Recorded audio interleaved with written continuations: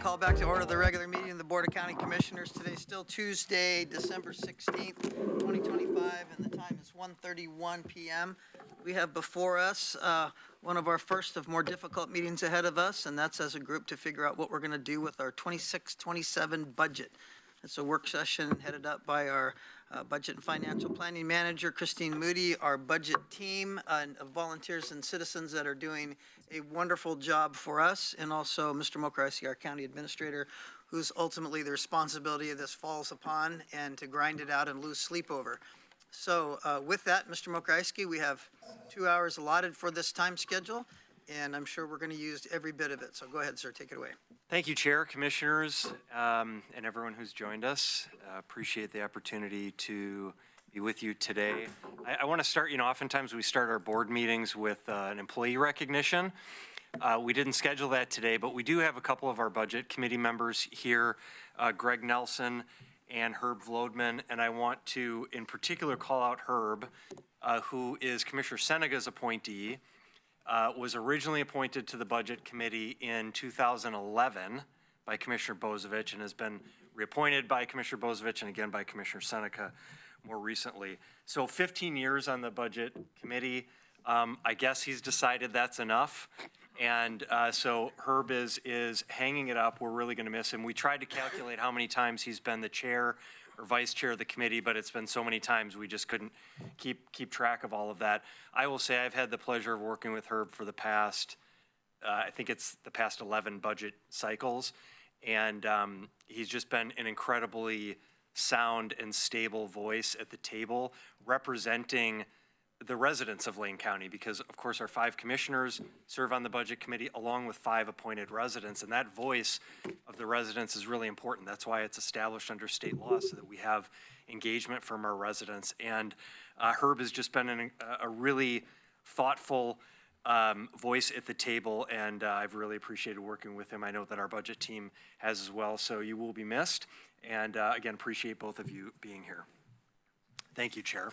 Yeah. Thank you. Just before we start, I want to remind people that are sharing microphones, Metro has asked me to make sure that you pull the microphone to you, lean into it, speak like you own the place. So there you go. We were trying to get the clicker to work, but okay, thank you, Chair and Commissioners. So we're here today. This is a meeting that we don't usually have. We're not usually meeting in December of the year before the budget cycle. We have typically, and we will again this year, in around mid to late January, have what we call our leadership team meeting, and that is the same group that meets to do the kickoff for the budget cycle each year. We're going to do that again, but we scheduled this work session as sort of an extraordinary work session. Extraordinary times call for extraordinary meetings. And so we wanted to come together. We're not asking for any decisions today from the board, but we did want to start to have the conversation about not just what we're facing in terms of financial challenges in the next fiscal year and the next several years, but also the compounding challenge of addressing those financial challenges after so many cycles of budget challenges and reductions that we've had. So today is really going to be, we're going to lay out where we see concerns and problems and issues. You're going to hear from a number of our directors around where we have already been making adjustments in the budget. Some of what I hope folks take away from this conversation is the complexity of a county budget in Oregon. We have 35, we were counting 35 funds in Lane County. So we talk about our budget as one thing. It's this big document. The board does adopt, the county administrator proposes a budget, the budget committee approves, and the board adopts one budget. But that budget is comprised of approximately 35 different funds. They're all unique and different. Some of them are enterprise funds. The revenue that comes in there has to be spent within that fund. Other are special revenue funds. The road fund is an example of a special revenue fund where we receive mostly funding from the state government to provide road and bridge maintenance services. We have funds that receive mostly federal and state dollars. We have funds that are mostly fee-based. And then we have the general fund. Today we're going to talk primarily about the general fund. We end up each year focusing a lot of our conversation about the budget on the general fund, even though it's only one of the 35 funds that we manage in Lane County. It is the one that where all the property taxes go that Lane County collects, the 11 cents on the dollar of property taxes collected from our residents, that we keep. The rest of that, the approximately 89 cents is distributed to the other 84 taxing districts in Lane County. We keep about 11 to 12 cents on the dollar to fund county-related services. So the property taxes go to the general fund, and the general fund is where historically the core foundational services required by state government, counties were created at their foundation on behalf of states to carry out state-level services on behalf of the state. They are the first form of local government that, again, was established to carry out services on behalf of the state. So we exist to carry out mostly those state services. So we will talk about the general fund, again, because it's where the property taxes go, and because it is intended to fund the most sort of foundational services that counties were established to fund. It is also the fund that the board has the most discretion to spend those resources. Whereas the other funds are restricted in the revenue that's collected and how it can be spent, the general fund is not restricted. You can spend general fund dollars because they're property tax dollars, and the board really has wide discretion on how to spend those resources. So typically in cities and counties and state governments that all have general funds, the general fund is where policymakers make the decision about where they want to invest those resources to reflect the priorities of the constituents that they represent. In Lane County, what is unique, and we're going to talk here about a couple of, is that working or no? Really just wanted that for the pointer, but I don't think the pointer is working. Okay. So we'll just manage that. The two, we have in the last couple years here been talking more about the two or actually three compounding financial challenges that Lane County deals with. The first two we'll address on this slide, and then the next slide is going to show sort of the unique element to Lane County compared to other cities and counties across Oregon in particular. So there are these two colliding budget challenges that local governments in Oregon are facing. The first is a dependence on a structurally flawed property tax system that limits growth. We have this system that in the mid-90s, property tax caps were implemented by voters, which restricted the growth in property taxes year over year. And so that limits, on average, about a 3 to 3.5, give or take, % increase each year. The challenge, of course, is most local governments and organizations are growing, their expenses are growing at a pace that is faster than 3 to 3.5% per year. And so that creates a structural imbalance. This is a common challenge that cities and counties and state government are facing across Oregon and arguably across the country. So the first challenge is the structural imbalance. We're going to talk a lot about that today.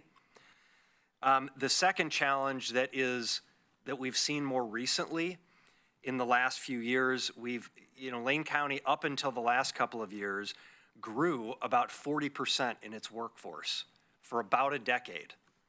We saw significant growth, particularly in the areas of health and human services, because the federal government, through programs like the Affordable Care Act, and the state government through programs like public health modernization and the expansion of the K plan that funds developmental disability services, Congress, the president, the state legislature, and the governor over a decade, the course of over a decade, prioritized services that increased funding to, in our case, Lane County and other counties, to fund areas like expansion of our health clinics, expansion of developmental disabilities, expansion of public health services, and so on. So we saw growth at the same time that, around 2012, we saw the drop off of secure rural schools funding, right? As we've seen the approximately 90% reduction in federal funds, and that last cliff that happened in 2012 from federal funding. After that period of time, we stabilized and grew. And we saw that through the pandemic, and really since 2022, since the end of 2022 and into 24 and 25, we've seen not only a leveling off, but a significant reduction now of both federal and state funding. So these are two challenges that counties across the state of Oregon are really struggling with: the structural imbalance and the cuts to federal and state funding and programs. The third, this is a perfect storm for Lane County, because the third challenge that we face is what you see here. This chart shows you a comparison of the 6 counties, Lane County and the 5 counties that we compare ourselves to, based on population size of plus or minus 100,000, based on oftentimes similar set of services. These are the counties. Some of these counties have some similarities to Lane County, but Lane County really is unique, aside from just the taxing portion of this that we'll talk about in a moment. Lane County is the largest geographic county of all of these counties. I think we talked in a previous budget meeting about how several of these counties could actually geographically fit into the size of Lane County. So geographically, they're much smaller. Some of them have really urban areas. Some of them have really rural areas.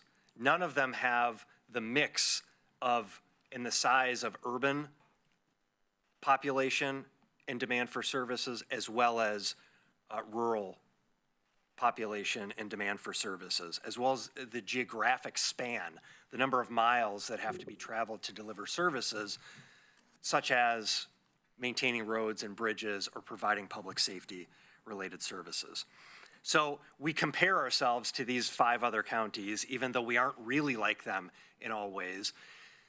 The way that we are most unlike these other counties is in our permanent property tax rate, the way that we are financially supported from property taxes.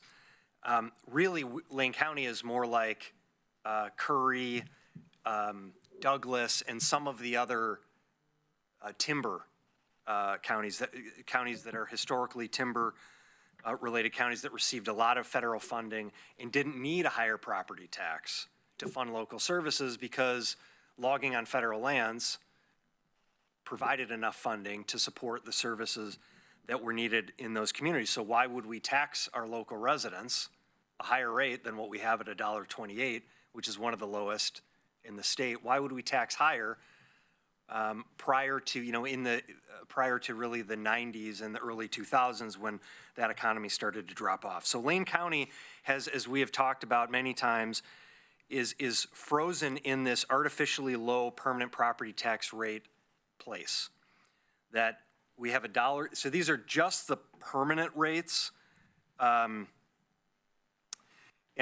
just walk through here. Lane County, you see on the far left at $1.28. Jackson County is next at $2.01. Washington County is at $2.25. Then Marion County at over $3. Clackamas is $2.98 plus a 72-cent enhanced law enforcement rate. So their rate is well over $3, about $3.6, $3.7. Actually just 3.7 per thousand. And then Deschutes County is the really interesting one, that they have the same permanent rate as Lane County at $1.28. Oh, you fixed it. Thank you, Mike. Oh, different one, okay. That's right. So Deschutes County has the same permanent property tax rate, but what Deschutes County has done is they've formed 2 different permanent taxing districts to fund their public safety. So they've carved the vast majority of their public safety services, including the sheriff's office and the district attorney's office, completely off the general fund. And they are funded exclusively, a number of public safety services, primarily in the sheriff's office, funded exclusively through those separate rates, the $1.55 rate and then the $1.25 rate. One is a countywide and one is a rural only for patrol. So this just gives you a picture of when we look at the funding, the local funding available to counties like Lane County, sort of, to fund the services that the counties have discretion over and that are foundational and critical to their communities, we're not even really in the same ballpark. This is the third problem, and this is what's unique to Lane County.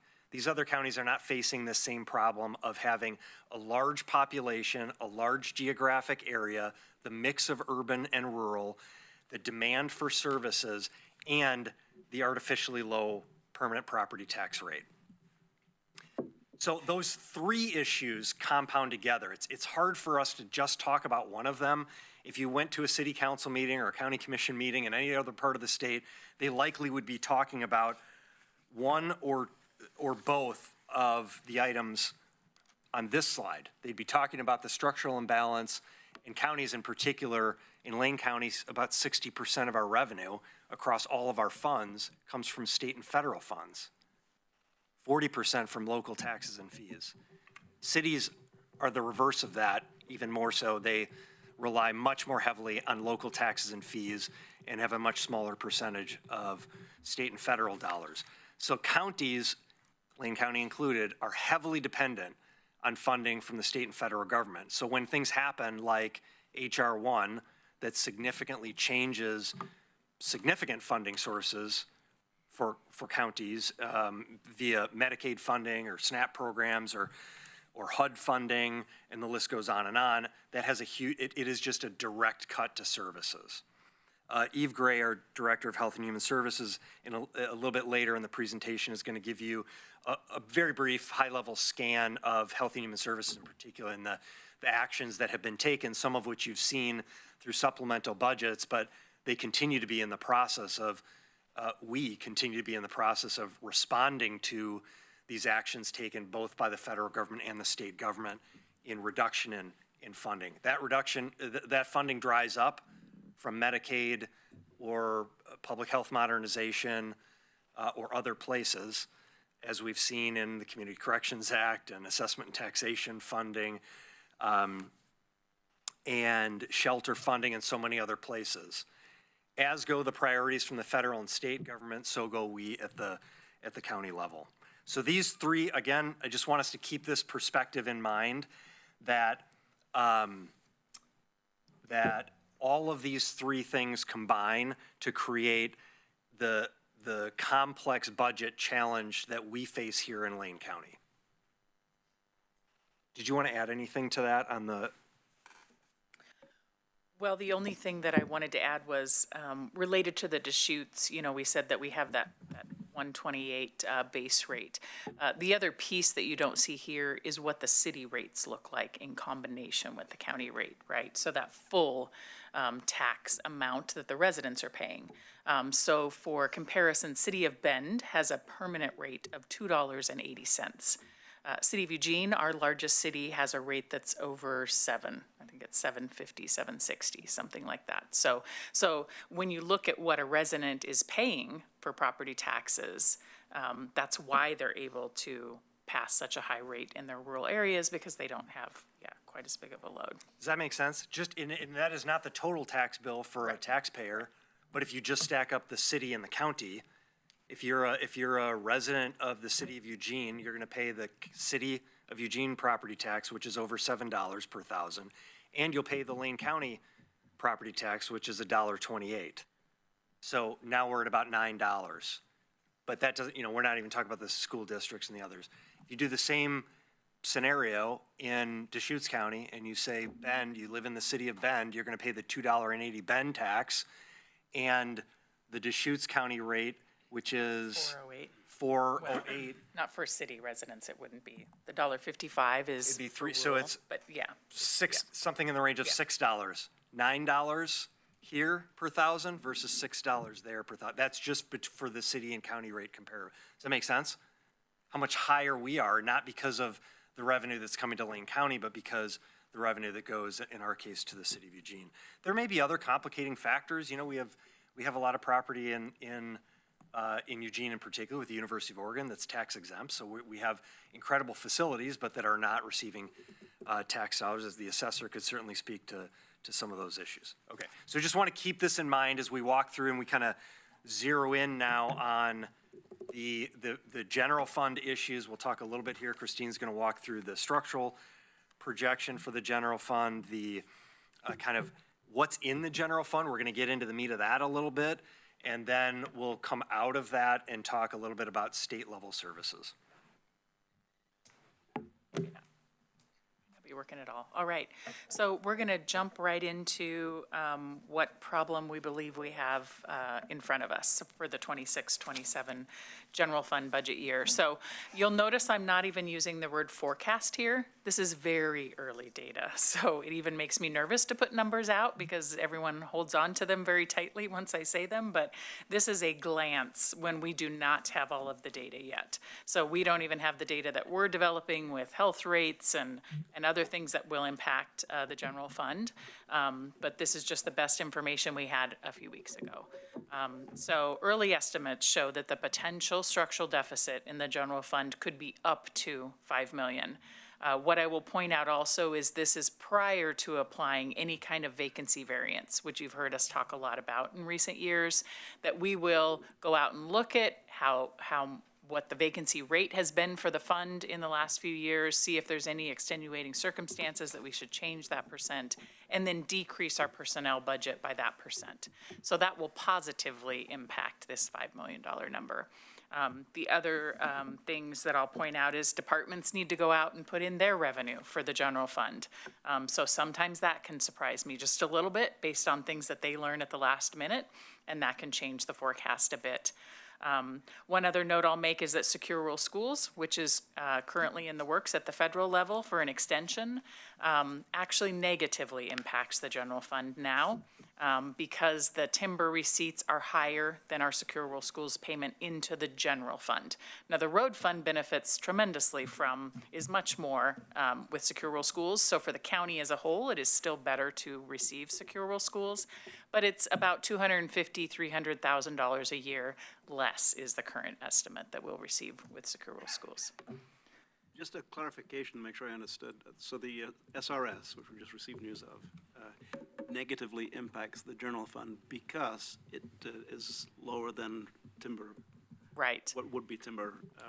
Right, and it really is because of how they did it and they've stopped doing the step down, but you might remember back in about 12-13, they started a step down that was just very arbitrary of like, we're gonna take it down 5% every year, and then they came up with a formula in 12-13 that dropped it by over 40% by some just kind of odd formula, quite honestly.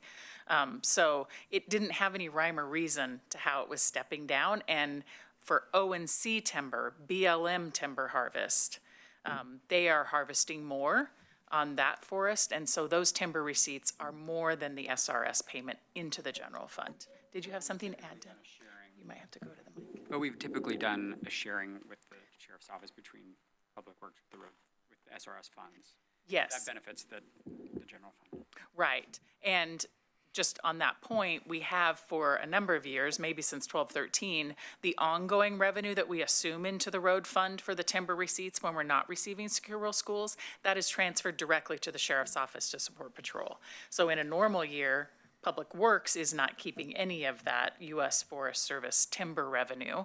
Then when we receive Secure Rural Schools, like has been mentioned, the last two renewals have been split evenly between road and bridge projects and then doing the additional patrol that was added in McKenzie and West Lane and the other things that you've heard more about that are about ready to expire. So, Makes it almost perfectly clear. Thank you. all right. Well, let me interject one more Yes. thing. SRS was only approved for one more year at this particular point. So at some point in the next year, we're going to be at the same table talking about what we're going to do with timber receipts when SRS may or may not be approved again. Is that also one of the It was limiting factors? a multi-year from how I've read the legislation. It's through 27? Yeah, it does go backwards. It goes backwards, which will be very interesting to see how that impacts the general fund because we received a timber payment that is bigger than that number and it says less the timber payment you receive. So I believe we're going to be in arrears in 1 year in the general fund. But yes, it does go back. Yeah. Steve Adams, did you have Currently, our anything to add? timber people are at the table now talking about a new resource management plan for the forest industry, which was hoping to, with executive order from the president, upping the timber receipts as well. So we're going to be in that crosshair quite shortly. So go ahead, Steve.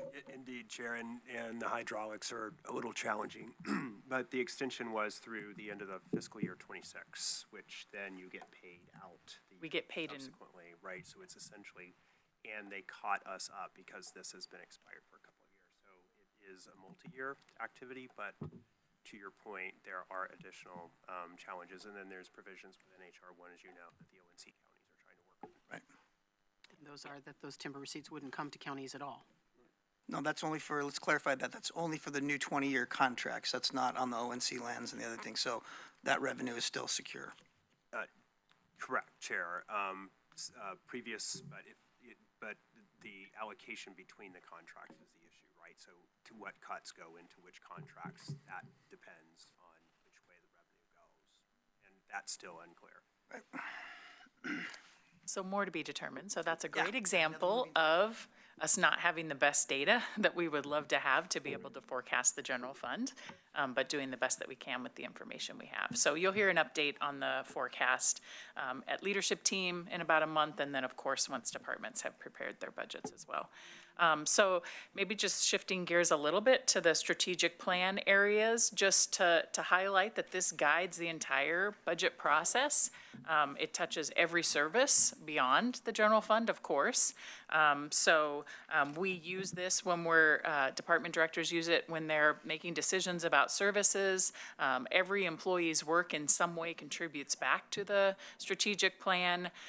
And I will just add that the county, we submit our budget document for an award to GFOA every year.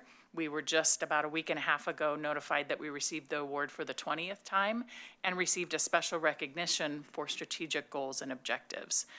So really, because of this, I think, updated strategic plan and the way that departments have done such a great job about talking about how their services all link back to it. So very good. Yeah, and I think the point also, oftentimes, organizations will talk about priority-based budgeting. Priority-based budgeting at its foundation is simply being clear from the governing body, what are your priorities? And then as we go and we make decisions about how best to allocate resources, that the allocation of resources reflects the priorities that the governing body, the policy body, has made. And so we really use this as our North Star in terms, all right, we have a budget challenge.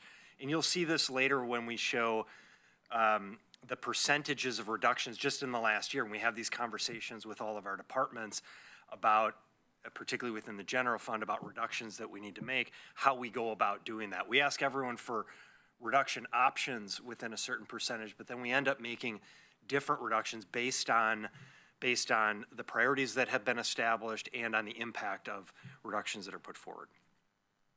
So we also want to talk, so this is a little bit of, history in the last 11, I mentioned 2012. For those, there's maybe a handful of people in the room that were here in 2012 and experienced that really difficult period of time where Lane County was in the position of eliminating, I think there were around 200 positions that were eliminated. It was big reductions to the sheriff's office, big reductions to places like youth services and other parts of the organization. This was one of the last cliffs from the secure rural schools. Since that time, what we've done some very intentional things to say we need to stop the bleeding in these foundational areas that have been cut so far and that we're already so far behind because of our low permanent property tax rate.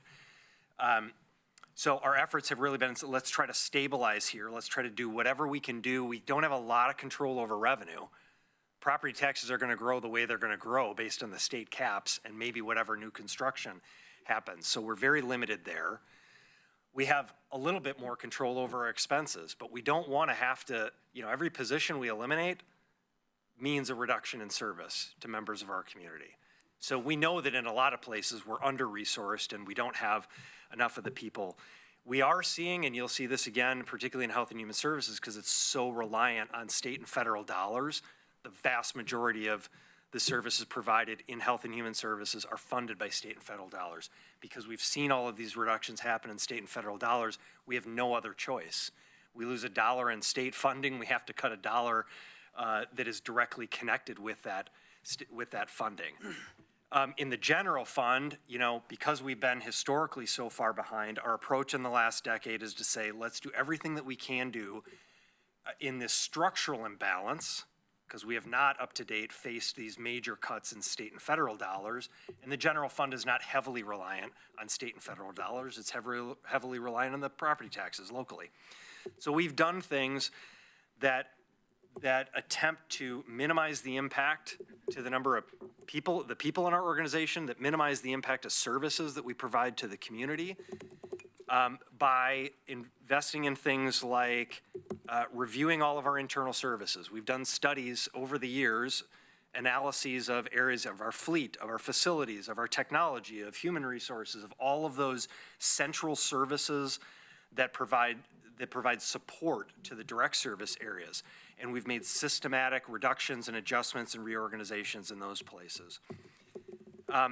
We've established a practice now over the past, it's probably been 8 or 9 budget cycles, to actually budget for vacancies. This is not something that every organization does, but what we said is, gosh, we're budgeting, years and years ago, we were budgeting for 100% of our positions all the time.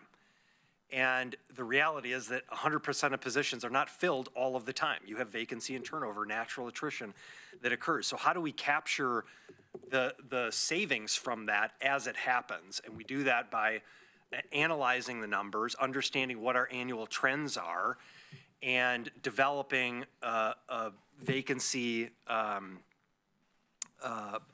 variance estimate that ranges anywhere from 3.5% to up to 5 or 5.5%, which is very high for vacancies. But that's a strategy to be able to more accurately budget for actual expenses that are incurring, and not have to have us make these gyrations where we make big cuts, but then we end up with more resources at the end of the year that we're coming in as our budget should.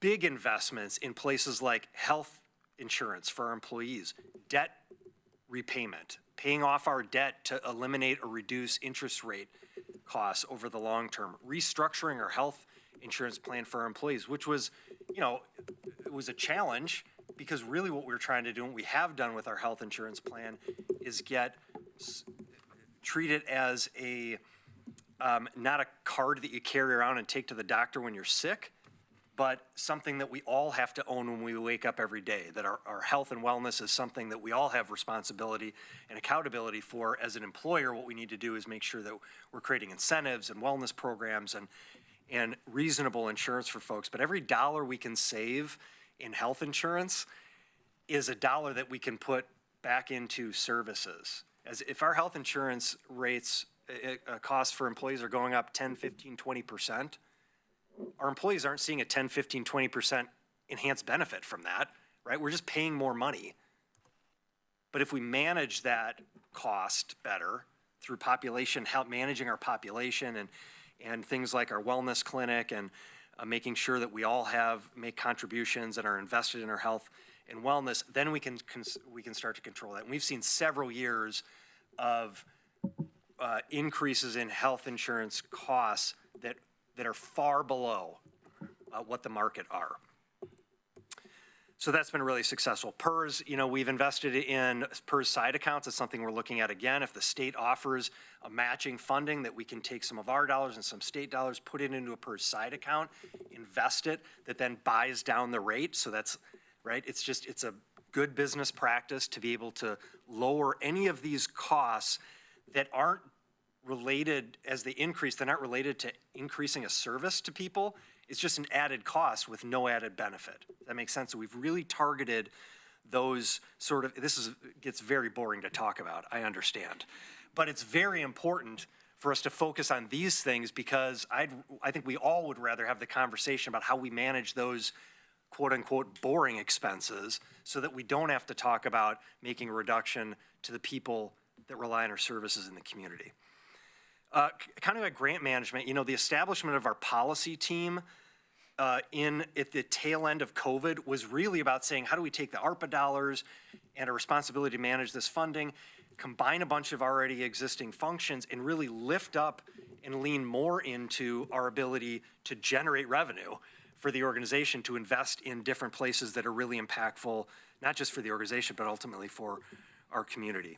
And then a lot of budget software upgrades. We have done some things. We're making targeted investments that cost some one-time money up front, but we know are going to leverage. This morning, the board approved, this was an example of an investment in infrastructure that's going to leverage an ongoing operating savings, the leachate line that's going to go in to connect Short Mountain. That will save, it's an upfront cost, but it's going to save us $500,000 a year over decades, right? And so those types of things that we can do that might be a one-time upfront investment that end up reducing ongoing operating has been really critical. On top of all this, we've stopped the practice as much as possible of taking one-time dollars and plugging them to balance the budget. Do we do that? Yes, we do sometimes, but it always has to be a bridge to something else. We have to make sure that anytime we're using one-time reserves, that it's a bridge to get to a better place ultimately. So this is all just we wanted to paint this picture to say, you know, there's a lot of these, and we continue to do this. Right now we have a group, an internal group, we call this the Financial Exploration Team. This group has been meeting weekly. This is a handful of our department representatives that are meeting and just coming up with ideas, exploring potential revenue options that we might have. You know, one of the conversations, of course, is transient lodging taxes. If the legislature were to allow cities and counties to allocate a portion of their transient lodging taxes for non-tourism related facilities, is that something that we should consider? How do we think about doing that? Ultimately, that's a budget committee and a board decision, but we want to vet these ideas and understand what potential proposals would look like. There's a lot of things on the table related to various expenditures, you know, all kinds of sort of operating schedule type things around onboarding, training of employees, when we onboard employees, if we change the cycle of that and limited the number of times that we actually brought people on board in a cycle, could that reduce some expenses? So these are not things we have made a decision we're gonna do. They're simply things that we're evaluating, that we're gonna vet what the pros and cons are. And we have an obligation, even if nothing comes from that, at least we've exhausted that question and said, you know, we looked at that and we can't do it. But we think we are looking at some things that we possibly can do. So this is the idea of not leaving any stone unturned, right? Because the last thing, we're gonna start getting into the list of general fund services. And that's the last option, I feel like. You know, none of us wants to be in the position of having to cross things out on a spreadsheet and say, oh, we're just not gonna do that anymore. So we're continuing to do all of these things that you could call creative or innovative. I would just call them the responsible thing to do in the course of trying to manage our limited resources. All right, so we are going to get into the weeds just a little bit on the general fund services. So maybe starting first with just by category. So we have different service categories. Every service that we provide in the county goes into some of these service categories. The general fund doesn't represent every one of our categories, but what you find here is public safety. In the dark blue is 74%. We also have general government direct services, and you'll see more details on what these are as we go through the slides. We have public health and welfare, and then central services, which is in the general fund and relies on a supplement of discretionary general fund every year. And then we have a little bit of non-departmental county level, what we call services. So you have in front of you, in addition to a copy of the PowerPoint, a large 11 by 17 sheet that shows, I'm gonna show you pieces of it as we go through here, but shows you, this is not a new document. We print this summary in our budget document every year. Now, I did go ahead and add the leverage, the mandate column, just to pull information that is from these service option sheets. But every year, we are showing the public where we're spending our discretionary general fund dollars, what services, and then behind every one of these is a service option sheet, is what we call it, that has information about mandates, what money's being leveraged, an executive summary of the service, if there's changes, how many FTE, and so a lot more detail on those sheets, but we're just providing you with the summary here. It includes the service name, the department where that service is located, the revenue and expense, and then the discretionary general fund that is being allocated to that service for the budget year. These are 25-26 adopted numbers. And then it also shows whether there is a related mandate. We are reviewing some of these, so this is just what was put on those forms as submitted. We're gonna be digging into all the mandates again. These sometimes change over time. To make sure, are they really shall mandates? Because one thing we find is you don't always hear about the level of service that is required, more just that a service is required, right? So there'll be work on that piece as we go through the budget process. And then leverage, meaning for every general fund dollar that goes into that service, do we receive other money? So really trying to drill in, if the general fund went away, what other revenue goes away is the way to look at it too. So it's not money that would continue if the general fund went away. It really is dependent on the general fund allocation. Chair? Yes, go ahead, Commissioner Furr. Clarification, I love the mandate column, that's a beautiful column, by the way. On leverage, I'm looking down at DA services, and it's checked off green, high leverage for family law, criminal prosecution, and victim services, but this would indicate that death investigations we receive no help on. Is that what I'm reading correctly? Yes, it would mean that, yeah. The high leverage means more than $1 for every dollar we put in. And then the sum would be, you're getting some more than zero, less than $1, and then none. Right, yeah. And some of it, maybe because you mentioned family law, I'll just mention that we're also looking out not just county money, but are we putting money into the community? So child support payments is that family law one.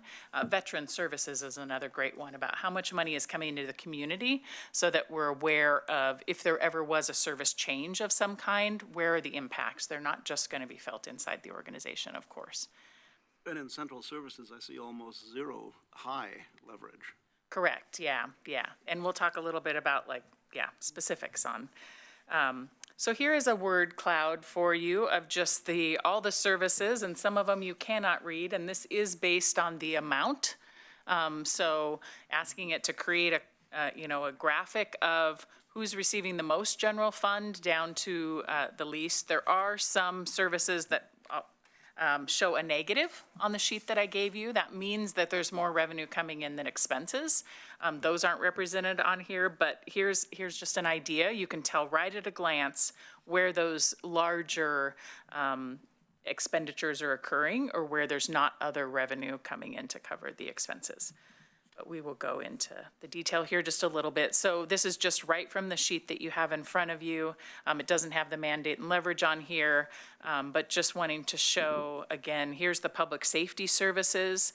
So you've got sheriff's office, district attorney's office, we have emergency management here, and then you have in the community justice and rehabilitation services, you have youth services as primarily those areas like detention, nutrition services. We also have commitment investigation, which is found in health and human services. And my slide is cutting off, but for a total of $52.9 million. Then if we look at the public welfare, public health and welfare, you have areas such as family child health, human services, where many of those homeless services are occurring, veteran services, which we just mentioned, WIC, which is Women, Infants, and Children Nutrition Program, homeless systems transformation, that is part of the Human Services Division. It was an add-on of a service later, is why it's called out a little bit differently. And then animal services is also classified as a public health and welfare. So for a total of just under 5.5 million of that discretionary general fund. Yes, I just wanted to point this out, Commissioner Farr, you asked, I think you mentioned family law, didn't you previously? This is one of the green boxes. But Yeah, so we just went back here to the public safety fund service. I want to go down and give you an example. You see family law there. This is child support enforcement services. So this shows, you see 2.269 million in revenue, 2.976 million in expense. So the difference is 707,000 approximately. That's the amount that the local property taxes, that local property taxpayers are funding for family law, for child support enforcement. It's a high leverage. It's mandated, and it's a high leverage.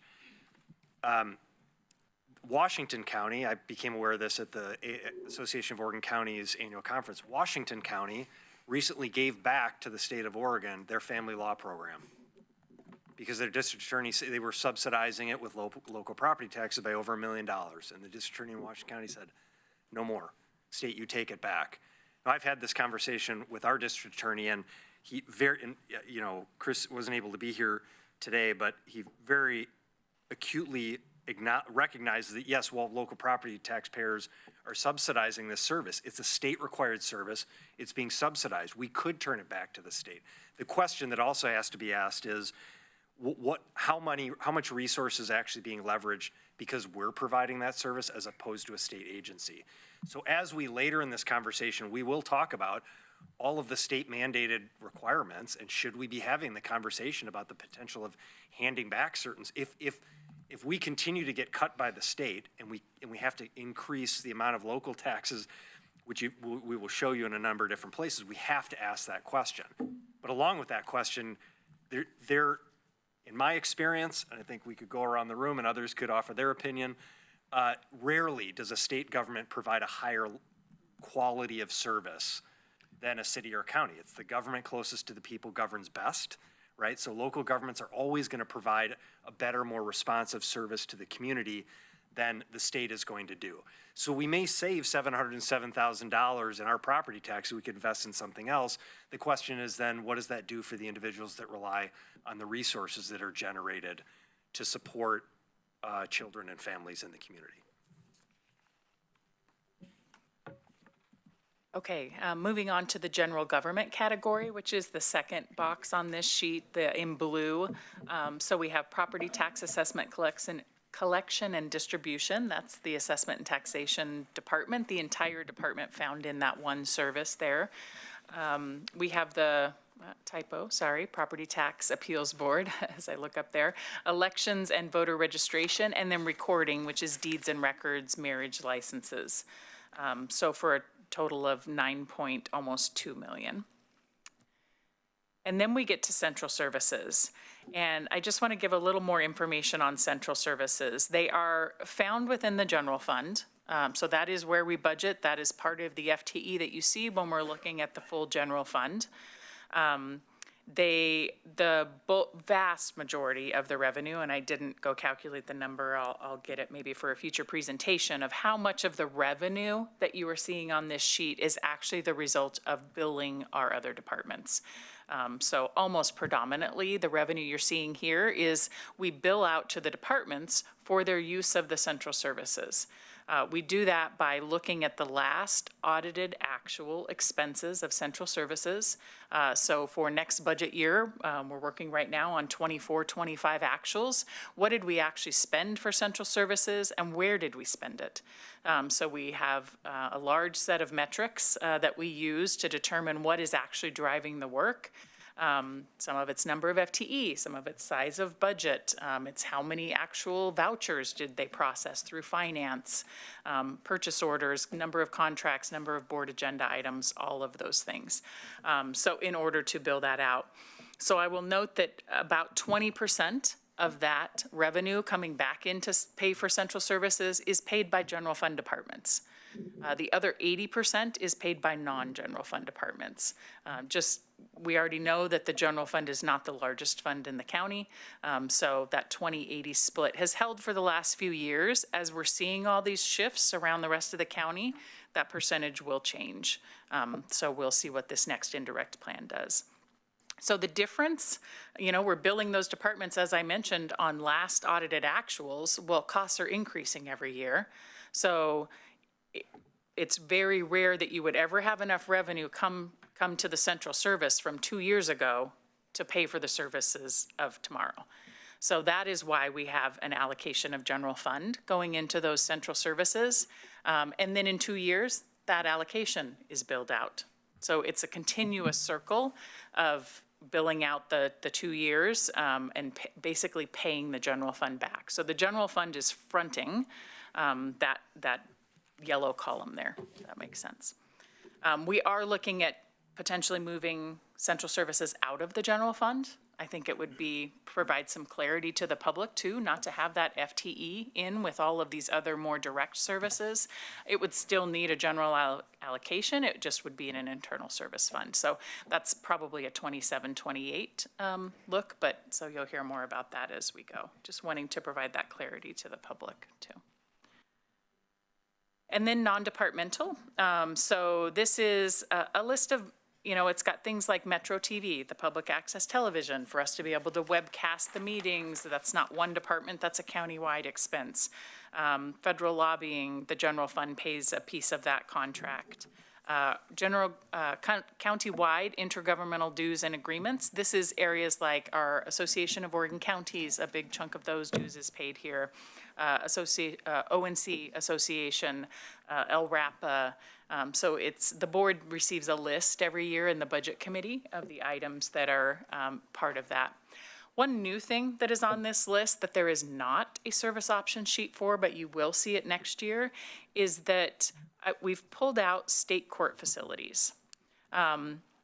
don't know why this, every year, I've been doing this for 25 years now, and every once in a while, somebody's like, I think, why didn't we do this all along? Why didn't we pull out the amount of money that the general fund is having to support state court facilities, because we have to provide a courthouse, and we have to provide maintenance, and we have to provide custodial, and we have to pay their electric bill, and we manage their mail service, and some other things. And that has just in the past, and even in the 25-26 budget, appeared under facilities as a central service. We just don't collect the piece that we allocate it to the state courts in the indirect plan, and then we don't collect it because they don't pay it, and then the general fund pays that cost. So I made that adjustment in this list at least, saying, oh, we need to pull that out, so we'll do a better job of identifying those costs. Because I think once we add, this does not include utility bills or the mail service. So Lauren and I have been talking about those in the last couple hours as we're trying to get amounts for those. So I expect it to be closer probably to $1 million that the county is contributing for that facility in general fund every year. Yeah, I want to just pause now and because that was a lot. And before we just go on, let's take questions. That's all right, Chair. And thank you. Mine's not a question, just a comment on this sheet right here. It really is brilliant. It points out a lot of information in a very easy place. And since Chris just stepped in, I'll talk about, for instance, on death investigations. It points out that we spend 538 million on death investigations. It is mandated. We receive no revenue, so we pay out of general fund 1.53 million on death investigations. And the other counties don't use a DA for death investigations, is that correct, or?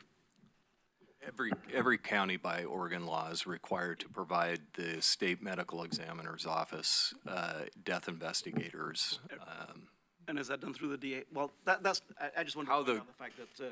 It's a great question. The reality is how they choose, how the county chooses to ultimately provide those resources to the state medical examiner's office is up to the county. We have just decided here in Lane County long ago that it would be housed in the district attorney's office.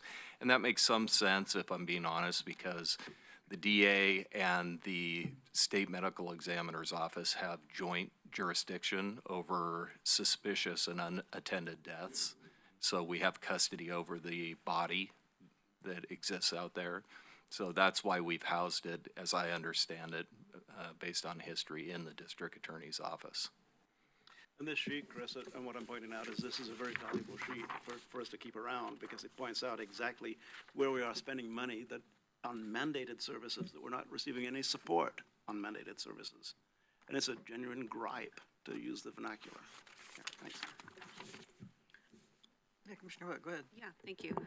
So right before you were able to join us, Mr. Murkowski mentioned the dynamic with family law in Washington County versus here. And so I just wanted some clarity on the sheet, because it says that it's mandated, but you had mentioned that in Washington County, they gave this service back to the state, which to me means it's not mandated. So I'm just a little confused about what the mandate column does and does not mean. Yeah, maybe there's a couple of things, because it'd probably be helpful for the DA to talk about. My understanding of Washington County is in a mandated, let me give you another example of a mandated service would be parole and probation.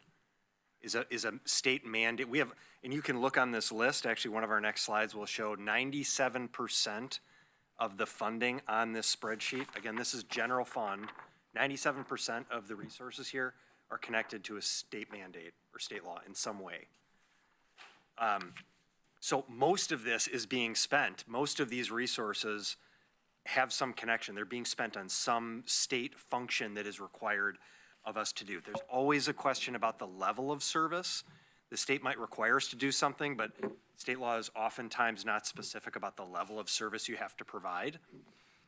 Parole and probation is a good example of this, that we're required to provide parole and probation services. Some counties have opted out of that. Now, there is a state law that there's a certain threshold now that the state would have to underfund us at a certain level in order for it to trigger the ability for us to give that service back to the state. But I believe Douglas County and Lynn County have, the state runs parole and probation for both of those counties. So just because the mandate is a state requirement, a state law that says this has to be provided, not in every case does it say the county has to provide that service. But I don't know if you want to talk about what this means. Clarification I think I wanted, because I first read this, shall means the county shall be mandated to provide this, but that's not, I think, what you mean. It could be in some cases. So as I mentioned, we're really going to dig into these mandates and how they've been interpreted out in the departments as well. But what we ask for on these sheets is tell us if there is a law, or it could also be a lane manual that's requiring something. So we've put a rule on ourselves, but they will detail that. It could be a contract we've entered into that lots of times you could get out of. But what we're looking for is what's requiring us to do this service. So it is an interpretation of, yeah, I think it's more about, there's a state law, there's an Oregon revised statute that talks about something, but whether it has to be the county, is debatable, and I think has changed. And in our situation, actually, it is a contractual obligation that is binding us at this point, in that we have signed agreements with the federal government, for example, to provide a certain amount of service so that they provide a 2/3 coverage of our expense to do the family law stuff. We could theoretically, under Oregon law, turn it back over to the state like Washington County. But there is a lot of good statistics to demonstrate that the county just does it far better than the state. And, you know, single parents receive a lot more of the child support that they are entitled to when the local community ultimately is doing the enforcement. That's exactly what our administrator mentioned as well. I think in maybe future formats, it would be helpful to know the mandate, whether it's mandated by ourselves or whether it's a mandate to the state, just so we have clarification. And that clarification can be found on the service option sheets, just so you know. So you do have to go further and look at the document that's behind here, but we do ask for those details. So they'll actually give you a citation and sometimes the language of where it's coming from. Yeah, and I just, we did this spreadsheet to try to be as accessible as possible. So it doesn't, you do have to ask some additional questions, which you're doing, right? But the point of some of these things was to trigger that question, was to say, okay, you know, dig a little deeper and go, well, what does this mean? Just because something says it's a mandate doesn't mean it can't be cut or reduced or something else done there. It's just, it's a point of information, right? And so, but this, I do hope, as Commissioner Farr, you said, you keep this with you, because it is a good reference. I mean, to me, this paints the picture of how difficult the choices are. There is no good, like the DA talked about family law and why that really probably isn't a good idea to give it back to, I would say the same thing with parole and probation. We've talked about it before. Like, we're subsidizing millions of dollars in the last several years with general fund, one-time funding that we've allocated to support parole and probation and the sheriff's office because of the continued reduction in that funding. On some level, we have an obligation to ask the question what it should look like, but I don't think anyone will argue that the state will do a better service. I've actually seen a state government in another state run parole and probation for a local jurisdiction, and they don't do the work. You know, our staff here in Lane County have a direct connection to the community, right? They understand the people that they're serving. They care deeply about the work that's happening on the ground, and there's more direct accountability for that. So it's never a great option to say, well, let's just give this thing up so we can save some resources. It won't improve the service, but again, this just gives you an idea of how difficult the choices are. Yeah, Commissioner Trigger's got a question. Thank you. I think this speaks to one of the things I wanted to say, and just to keep on with the family law example. One, it shows a really high leverage, so we want to keep that here. But to that point of leverage, I think if I'm understanding, leverage is there's a real, in writing somewhere that says dollar for dollar or 52 cents on the dollar or whatever it is, but there's virtually nothing on here that doesn't leverage something of benefit in some way, either to us as an organization and ultimately to the people we serve. So in the example, well, without even an example, by serving the community directly with people who live here, and work here, we are leveraging those kind of relationships that parole and probation has, not only with the people under supervision, but with the other organizations that those people are interacting with, or other departments and other work that the county oversees, or other services that we provide. So I think if you put like an intangible leverage column, pretty much everything has an opportunity to leverage something. And as we talk about over and over at the board level, Lane County is seen as an innovator and a leader. So we are often leveraging for the future and creating examples of how to do things that then allow us to go after grant funds or other public-private partnerships that demonstrate that we know how to do things efficiently, effectively, and with innovation. So the leverage column is, from a dollars perspective, important, but it's not the only way we leverage. And the other thing I think this big sheet shows is the leverage across the different activities within the suite of public safety services. So as was mentioned with the death investigator, it wouldn't change the cost to do those services by moving it into a different department. If that stays a county function, it costs the county that many dollars.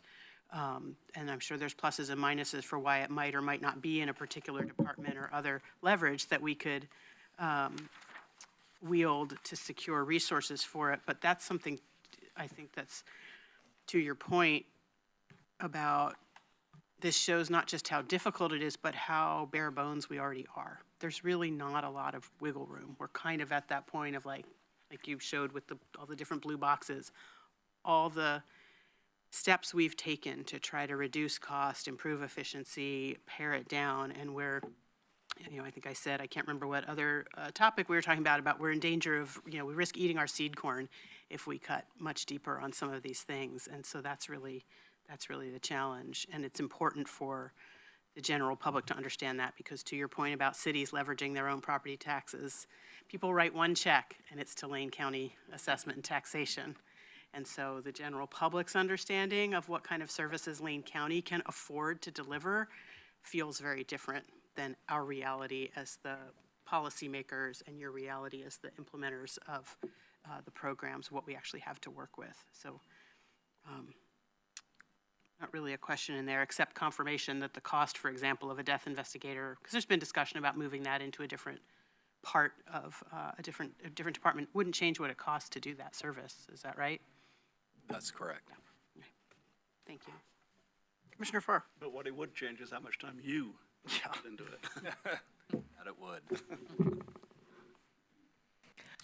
Okay, so this, we wanted to pause on this. If there are any other questions, we come back to it, but it seems like y'all have a pretty good handle on what this is. And again, this is like, for anyone who's thinking, oh, well, what about this? Or what if we do this with that? This is a really good resource to go, if you want to know how much general fund dollar is being spent in an area, this general fund column is going to tell you that.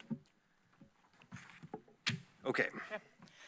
So on that note, maybe transitioning to, while we have done a lot of other things, we have, in the last 2 budget years, you will remember that we have made reductions in the general fund. So just want to show you 24, 25, and then the next slide will be 25, 26. And maybe just the purpose of these slides, we're not going to go through each line, but is to show, 24, 25 was a reduction of just over 2 million out in all of our general fund areas. And maybe just to point out that you will see the percentages are very different across the board. So while Steve mentioned that many times we will ask for, provide a reduction of 5%, tell us what that looks like, that is not what ends up being put into the proposed budget or the adopted budget as it goes through the process, really because we're looking back at the strategic plan and how to be strategic about reductions as well. And so it'll look different. Same thing in 25, 26. That year was a larger number last year, 3.3 million that was reduced. So showing you by department and pulling out Public Works Animal Services here, that's the one area they receive general fund. But again, the percentages being very different across the board. And this is just the reduction of that general fund, that discretionary general fund number. So this is not a reduction of expense percent, just to be clear. It's just that discretionary general fund being reduced. So on that note, just maybe to put the $5 million into context, and now that you've seen where we're spending the money, If the reduction ended up being $5 million for structural imbalance this next year, if we asked for across the board for all of these services, it would be about 6.67% across the board. And then I just showed some examples while I applied it to each of the categories. And then some examples for you would be things like law enforcement 911 response would be $1 million reduction. The jail would be $783,000 reduction. Criminal prosecution would be $669,000. And assessment and taxation would be $505,000. If instead we said, well, what about an across-the-board reduction, but leave public safety category out of it? Then the reduction for those left would be 25.72% of their general fund. So for a tax assessment and taxation, that would be a $1.9 million reduction. For human services, it would be $737,000. Elections, $608,000. And then our internal central services, about $880,000. Finally, the last one to make the point is if we said we don't want to touch any direct services to the community, we only want to cut our central services, you would not be able to get there. You would cut 100% of the general fund that you see in those columns, and we would still be about $1 million short. The other thing I would point out is those services would still need done, so departments would potentially have to hire additional staff to pay for those services. So on this, I just want to say, we're not suggesting any of this, right? No. It's just for like argument's sake. I mean, I don't think across the board cuts are ever a good idea. It's sort of like spreading the mediocrity, you know, just assuming everything is the same and you just ask everyone to do the same thing. Conversely, you know, targeting certain parts but not other parts is also, you know, untenable. So there aren't a lot of good options, and we wanted to provide that as like, so I just want as people see this go, oh my gosh, that's not a proposal, that's not a recommendation, it's just simply to say, you know, if someone were to think this is a good solution, well, that's what this would look like. And so we're trying to lay out those options and at least start the thinking around what certain proposals could look like and maybe where we should try to veer away from and into. So here, this is really just intended to say, again, I mentioned the 97% of this, of those resources, most of the resources we're spending in the general fund are tied to a state requirement of some kind. It doesn't mean there can't be adjustments made to those areas because again, I'll just call out parole and probation because it seems like, you know, with community corrections funding, both parole and probation funding and jail funding through the state-funded Community Corrections Act funding, we've seen continued declines. And so, you know, those are mandated services. We've also continued to have to decline. We've eliminated a number of positions. You know, we eliminated funding in the sheriff's office for jail capacity and a number of positions in parole and probation as a result of those state reductions. So we are reducing, we already have over several bienniums been forced to reduce the level of service we provide. So you can always make adjustments to the level of service within a mandate. Most of the things that are mandated are critically important to the community. So it's not to say like, well, we're only doing it because the state's requiring it. It just is, again, back to the foundation of counties. Counties exist to provide services on behalf, largely to provide services on behalf of state government. That's why counties were originally formed. So 97% of the general fund dollars are tied in some way to a state requirement. And of course, all of the services, as you can see, are core, critical, invaluable services to the community. This is a busy slide. You don't need to, it is an interesting one if you have time to sit with it. Rob, I'm going to look to you in a second and get your perspective to see if you have any thoughts on this. This is a slide that the Association of Oregon Counties produces. This is the most updated one, I think, this year, January of this year, they updated, where they identify, in AOC, Association of Oregon Counties does a really great job. They're now looking at setting aside some funding to actually do a statewide statewide study of the amount of local county tax revenue that is spent on state-required services.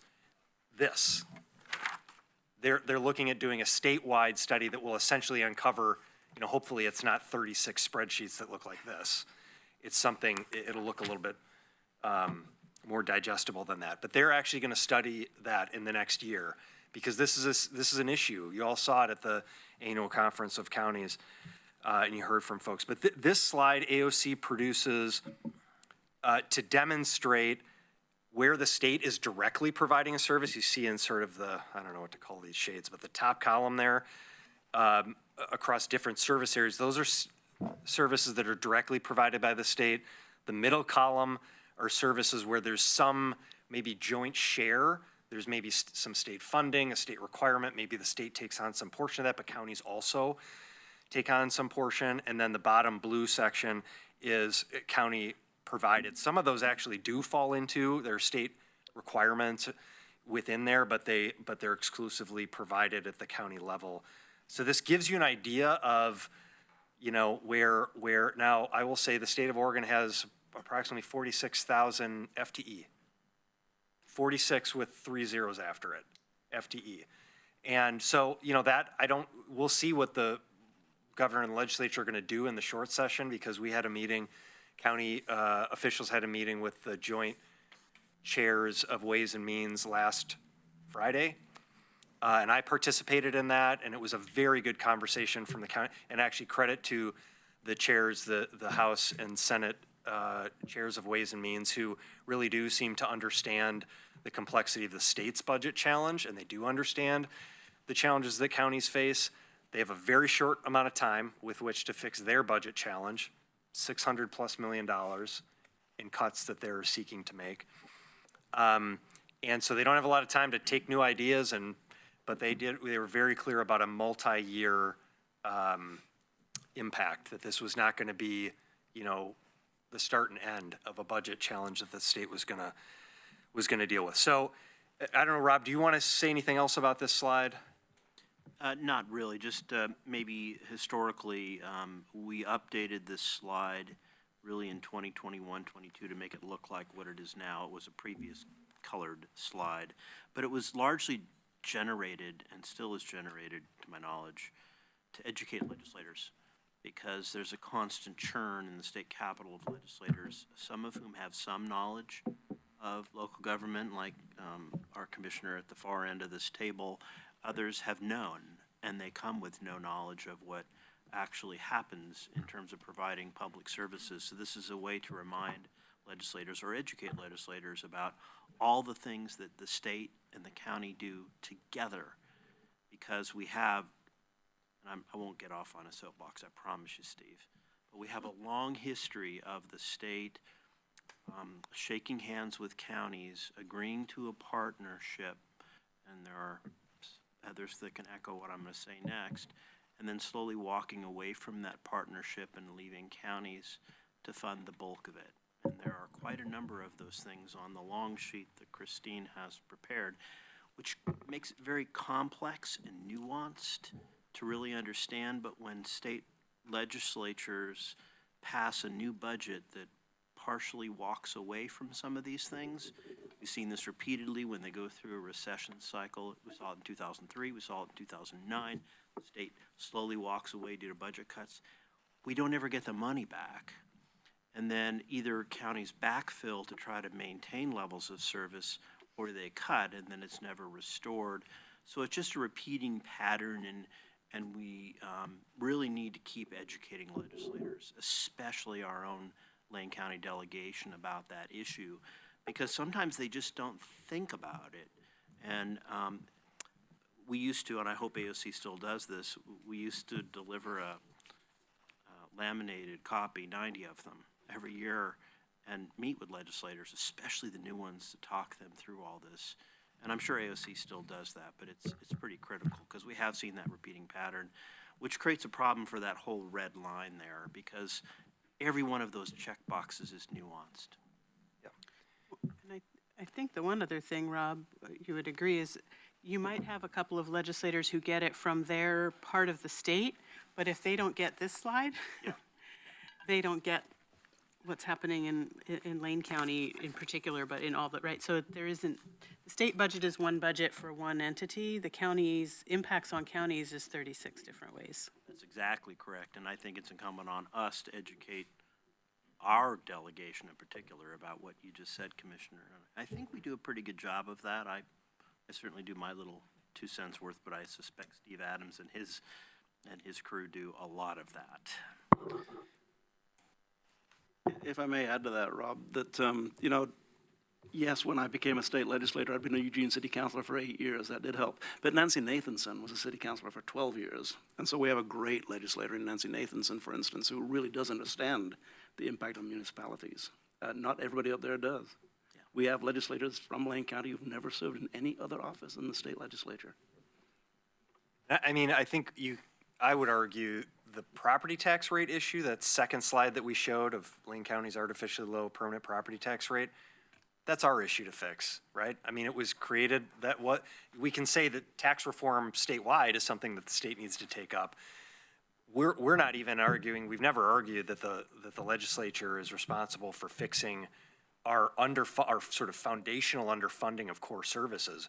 We're trying to do that, which is why the board authorized the task force, public safety task force, to meet, and the recommendations and the work that we're doing to try to figure out, can we find a local solution to shore up those core county services? What we're arguing is, exactly to this point, we've got to keep legislators informed about the handshakes that have happened over the years. Say, hey, counties, you're responsible for providing property appraisal and tax collection. And we're going to do this. Let's pivot to the next slide. 15 years ago, counties paid 70% of assessment and taxation funding, and states funded 22%. And there's been a steady decline, right? That CAFA funding, that state funding that funds assessment and taxation. They swept the state general fund of the dollars that were intended to support that. That was done in a legislative session. Probably most legislators in the Capitol today aren't even aware of this issue, other than the fact that Mary Vuksich Schaefer, our assessor, is banging on every door in the Capitol to say, we got to fix this problem. So there are, again, this shows you just 15 years ago that what has happened, and this is across the board. We can talk about assessment and taxation funding. We can talk about Community Corrections Act, again, that supports jail beds and probation officers, the continued decline in funding and the lack of prioritization of those funds, even recent priorities where the governor and the legislature have allocated funding for things like shelter beds. And what did we do? We were praised by the state for stepping up and being the first to submit our plan for shelter beds and doing a great job of meeting the need that the state was saying, we got to fix this problem. And then what happened in the last legislative session? Boom, $7 million swept out from the funding for us alone. And we can talk about the housing and urban development continuum of care funding. I mean, the list sort of just goes on and on and on. We're so proud of the deflection program. And, that is another example of like locals, because we have a district attorney and we have local law enforcement agencies and we have a parole and probation team, and we hired a person who has knowledge and experience and passion. We've got all these local people that came together and are just hitting it out of the park in meeting the community's needs. Everything we say we want to do in reducing recidivism and getting people connected to services and reducing costs in all the systems. And we hope that funding continues. We hope that's not another example of the handshake, and then a walk away and left holding the bag. So these are real issues. The reason we're kind of hammering the point of the state conversation is like, we just keep coming back to this. We keep coming to the board and saying, all right, we got to plug a hole from another state cut. And we don't have the resources to continue to do that. And so either the legislature figures out a way to say, yes, counties are core partners in actually the delivery of these critical services. And if we don't find a way to fund appropriately these things that they have to do, counties are no longer going to be able to do it. So that's a big, I want to stop talking here for a second. And I'd like to invite a couple of folks. I first want to ask our Director of Health and Human Services, Eve Gray. We've talked a lot about the general fund. We've talked about structural imbalance. Christine showed you. We've talked about the underfunding and the property tax rate being artificially low. And we touched early on the state and federal reductions, that actually the state and federal reductions that is not what is driving big challenges in the general fund. It's maybe the one thing that isn't driving big, but it's driving big challenges in other funds, primarily in health and human services. So I wanted Eve to give us a picture, a scan of the environment, what's happened so far and what may be on the horizon as it relates to state and federal resources. Sure. So, we are facing significant uncertainty in every area of health and human services. There really is no area I oversee where we don't have some question about where things are headed, whether it be from the state reductions or from largely HR 1 has a very significant impact. Medicaid funding goes into, at this point, every division that I oversee. That it didn't used to be 100%, but it now is. So, the community health centers are up there. What is driving the current reductions that we've seen in the community health centers is really years of flat revenue and a spike in expenses associated really with a post-COVID spike of expenditures related to CPI and all of the things that we know about as to why cost of living for our staff is going up. There's inflation for materials and services. So we have not yet seen reductions in the community health centers associated with the big things happening in our community. CCO transition, I will say that Trillium did step up for us in the contract negotiations in terms of paying for primary care, but they added risk to our contract. So if we misstep, if we miss quality metrics, if we miss on the ability to provide every one of the 40-some-odd measures in a patient-centered primary care medical home, we will take a significant reduction in funding. So that risk creates a level of uncertainty for us. In addition to that, of course, we are looking at probably January 1st of 27 is when work requirements will hit. Functionally, they will hit in the fall of 26 because there will be, as of January 1st, there will be a 3-month look back to see what individuals were doing for their service or work activities. This will dramatically increase our administrative burden in terms of reaching out to our patient population and assuring that everything is documented and submitted. And it will also decrease our revenues because we are required to see everyone in our community as a federally qualified health center. More people are going to be moving into the status of being uninsured, which will mean less reimbursement for us while still needing to provide the same level of care. And of course, what hits this year is potential increases in individuals who are uninsured related to reduced subsidies for the Affordable Care Act and the marketplace.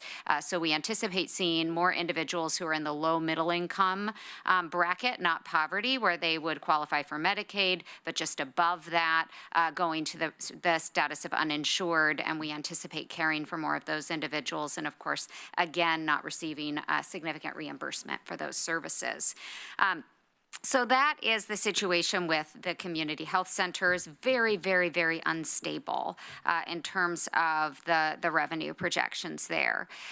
Human services, I think Steve did a great job of talking about in terms of the uncertainty with state funding, shelter funding, the uncertainty related to what's happening with the Continuum of Care grant. I think all of you, I believe, are aware that there was a NOFO, that is the Notice of Funding Opportunity that was released by Housing and Urban Development for our new Continuum of Care grant funding. That was then pulled back, and we don't know what is going to be re-released, and we anticipate very short timelines on that. What we were looking at is a projection of a significant reduction, probably on the order of millions in funding coming into our continuum of care based on what we were looking at with the first a NOFO that was released. So we will run that assessment again when the new one comes out. But even beyond those, public health, we saw a spike in investment in public health right before COVID and the modernization efforts. Then, of course, COVID, and everyone realized that there are times when we really need public health. And then COVID it's still a thing. I mean, it's still out there, but it's not causing the kind of panic and concern that it was. And we've seen the disinvestment in public health coming along with that. We have seen some reductions in positions already this year. We are constantly working to try to balance our public health budget and continue to see the structural imbalance that Mr. Mokrahysky pointed out earlier. Developmental disability services is 100% Medicaid funded. We don't have any idea right now whether there will be changes to the mechanisms that fund developmental disability services, and particularly what we are watching carefully as families who would not normally qualify for Medicaid because of income, but their child qualifies for Medicaid because of their disability. That is a population that we are not sure how the changes that are coming. The governor has convened a committee to talk about restructure of Medicaid benefits, and we anticipate finding out the results of that committee sometime in June, July timeframe. So will that be a part of the restructure of Medicaid benefits? We don't yet know, but are watching that part pretty carefully. Behavioral health is the one part of Health and Human Services that has stayed more stable. There has been more investment continuing into behavioral health services.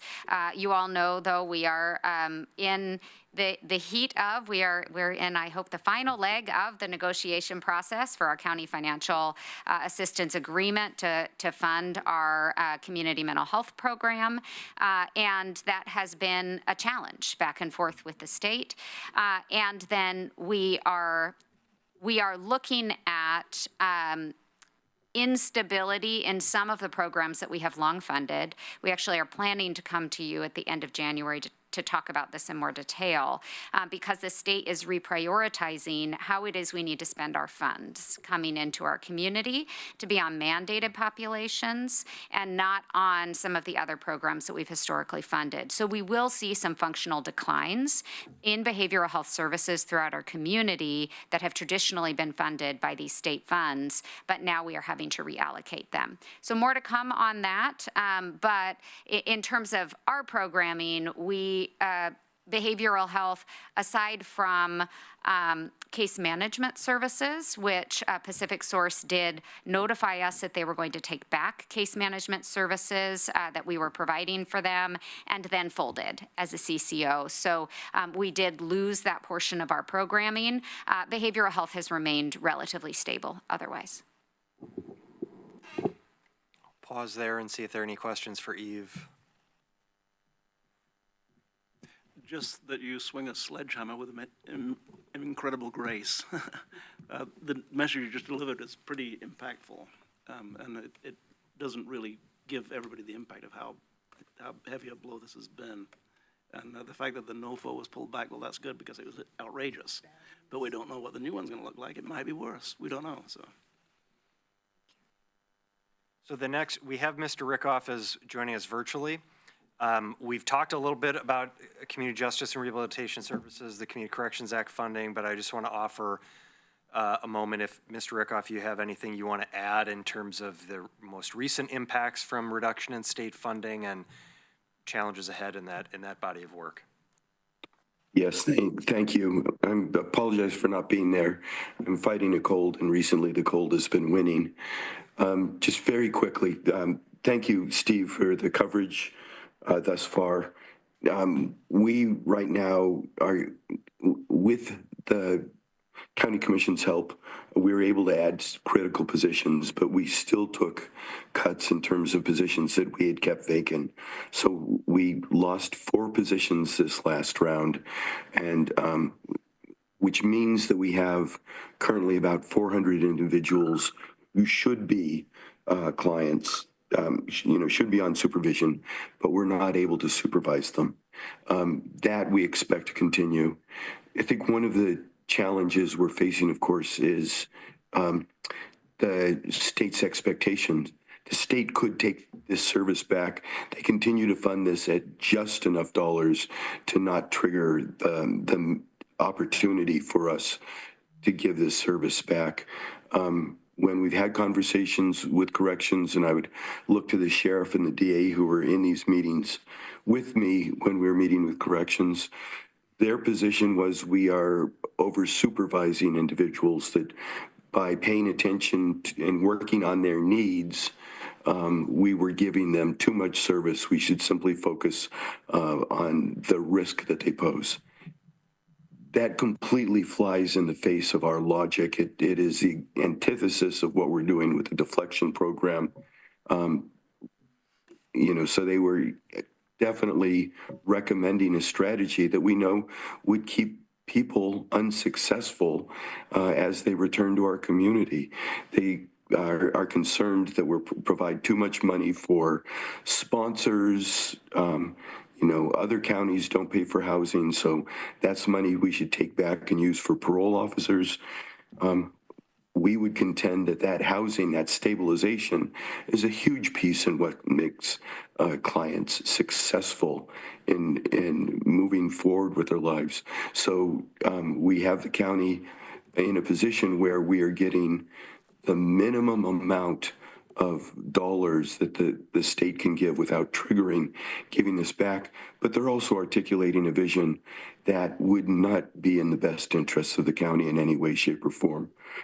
Again, 400 individuals that we should be supervising are not being supervised, and we expect that number to continue as we see the legislature making a decision to give the minimum required dollars to keep the counties carrying these programs.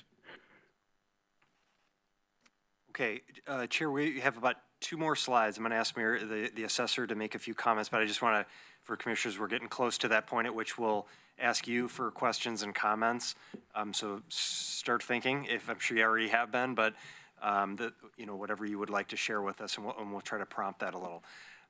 We want to ask our assessor and tax collector to just share, you've heard sort of financial impacts. Of course, the board is well aware of the lack of funding from the state, and you saw that slide that showed 80%, it used to be 70% 15 years ago, county funded with 22% state funded. It's now the county funding portion has risen to 80%, and the state funding portion is cut in half at about 11% to support the services that the assessor provides. We also, though, want to talk about other things happen in legislative sessions. Laws are passed. Additional work is provided. You've heard the DA talk about this as it relates to body cameras and the amount of work that has to be done, with evidential analysis and all those types of things. So I asked the assessor to talk a little bit about some recent laws that have been passed that change the focus of workload. Thank you, Steve. Thanks, Christine. And Chair and Vice Chair and Board, thank you for this opportunity. And I'm going to talk about a recent example from the 2025 long session. It's House Bill 3940 that passed. Unfunded mandates like House Bill 3940 are placing an unsustainable burden on assessment and taxation departments across Oregon and particularly in Lane County. House Bill 3940 alone adds an estimated 6,000 to 7,000 hours worth of work on an already shrinking workforce within assessment and taxation with no additional funding or resources. The bill requires manual re-evaluation of over 15,000 accounts due to changes in fire patrol assessment thresholds and tax code area updates, work that cannot be fully automated due to its complexity. We have 25 rural fire protection districts in Lane County that are relying on our work to reflect these changes in the 26-27 tax year, expecting increased revenue. I'm happy to talk about that particular House bill. There are others, but that one really gives a good picture of compounding the issue of an already pretty stretched thin department and workforce that supports 85 districts in the county. So one of the things that as an executive team, when we're meeting, we talk about budgetary, well, what can we do to create efficiencies and reduce our costs? And as much as we do that through technology investments, process improvements, reorganization, partnership, leveraging of other resources, we try to do that to try to create efficiencies to lower our costs and improve our effectiveness across various services without having to make a cut.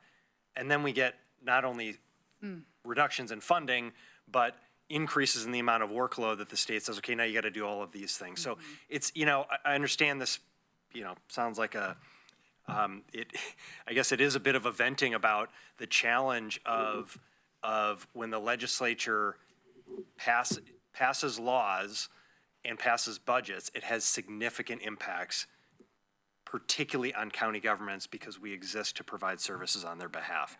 So I wanted to paint that picture for you. With this last slide here, we talked about, thank you, Mary. Yeah. That one, yeah.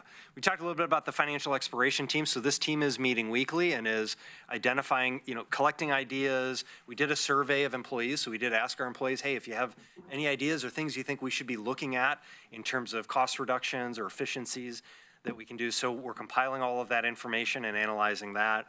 We're looking at various legislative, administrative, and organizational structure solutions. A lot of our conversation here talked about, state action. And so we definitely want to be unified around, we have a short session here coming up. We want to be focused particularly on the legislature's work to balance its own budget and what the impacts of that will be on Lane County and other counties.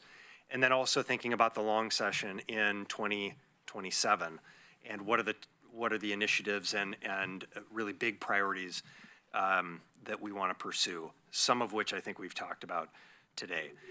Also mentioned previously the Public Safety Funding Task Force. And so that is an effort that is intended to address the second slide that we showed earlier on, the tax imbalance, the property tax, artificially low property tax rate issue. Say, how do we work with our community to address the underfunding of our core public safety services and really bring those up to a level that is adequate for our community?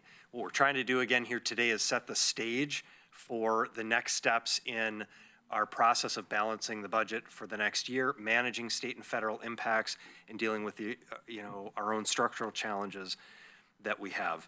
So with that, we wanted to just sort of prompt the discussion. Again, we're not looking for specific direction to say, go do this, go. I think you have a sense of the lay of the land here, the challenges that we're facing, the work that we have done and that we are doing to do everything we can to limit the impact on the people we serve and the people that we employ. We are a service-based organization that hires people to deliver services for the community.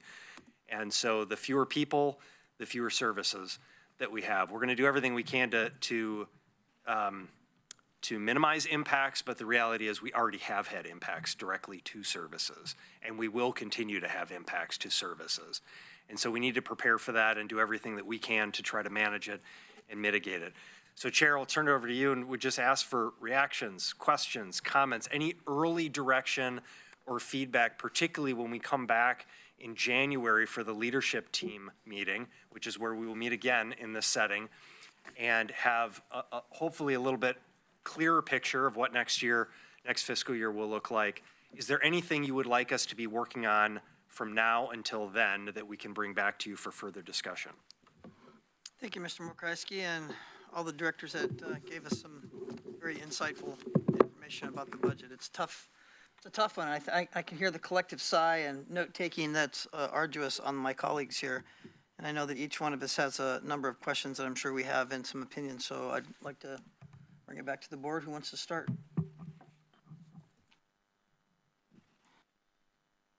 Let me just jump in just because we're all kind of digesting this. We have a couple of things that we're researching on still that would still be helpful to bring those results back. One I'm thinking of is the Public Safety Task Force survey.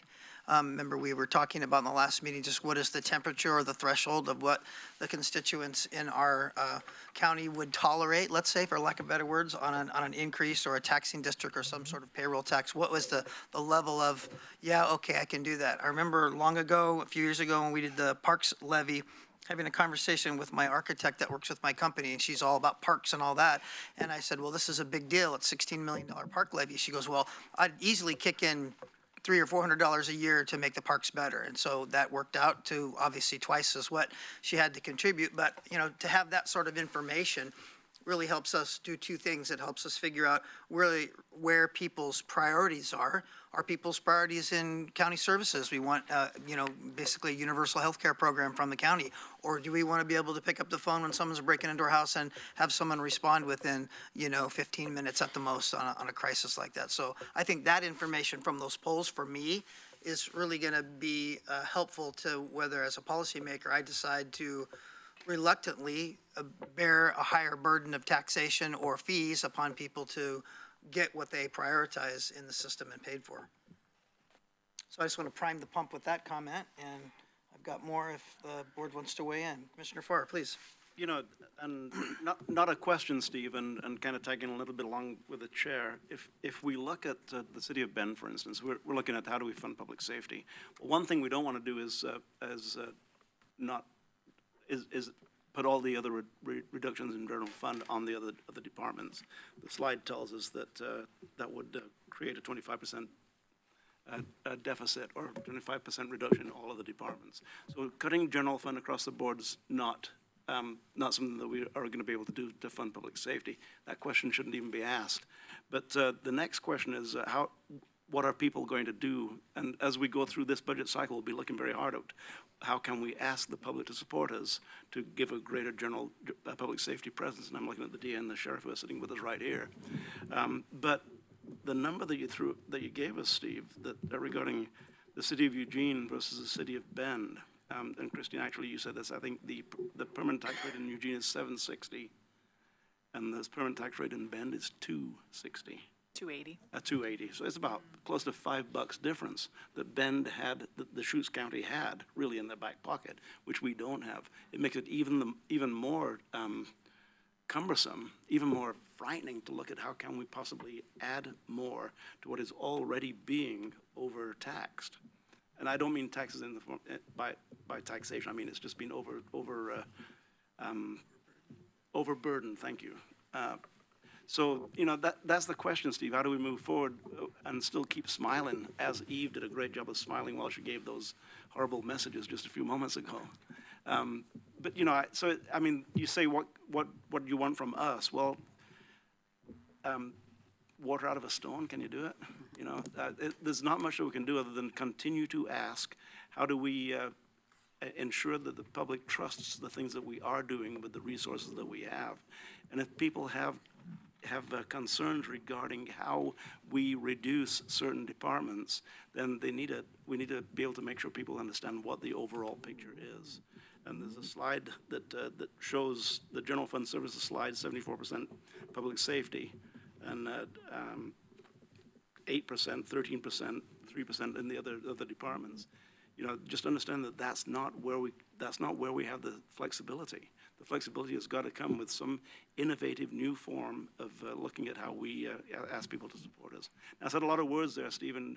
What you're asking for is how can we, what are we asking you to do? Really continue with basically what we are doing and look at the other ways that we can ask people to support the things that not we need, but that they need for us to provide the type of response that we need to provide. Yes, Vice Chair.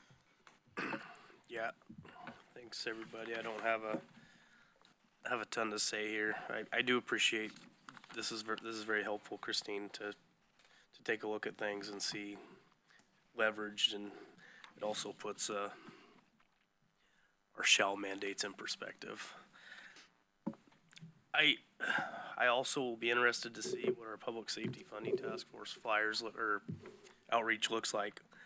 I don't have real high hopes right now, honestly, that what it's going to say. Just I watched a lot of schools that worked really hard, not get school bonds passed, and so on and so forth. So I think we are looking at some tough decisions, because I think people are feeling, as a burden was used earlier, but I think we're getting close to compression. And I think I think these are real hard times, and it's hitting now as we're sitting here. We've seen it, we've known it was coming, but we have some tough decisions to make, and I think we're going to see that people are getting tired of always being asked for more.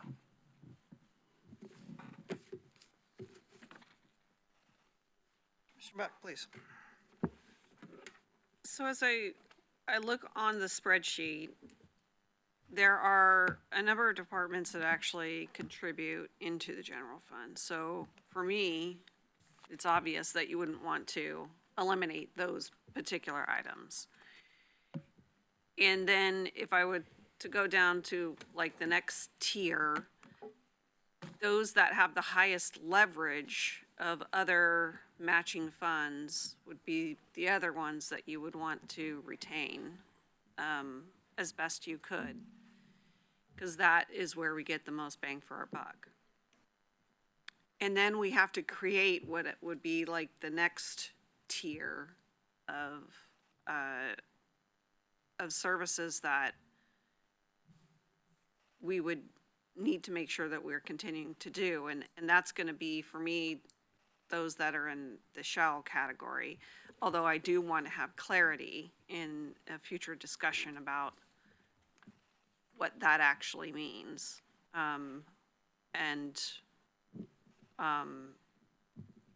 Because we're going to have some really tough conversations, I think, regarding the ones in that category. So for me, I would just analyze each one systematically and then start reducing the potential bucket of services to a point where we're left with ones that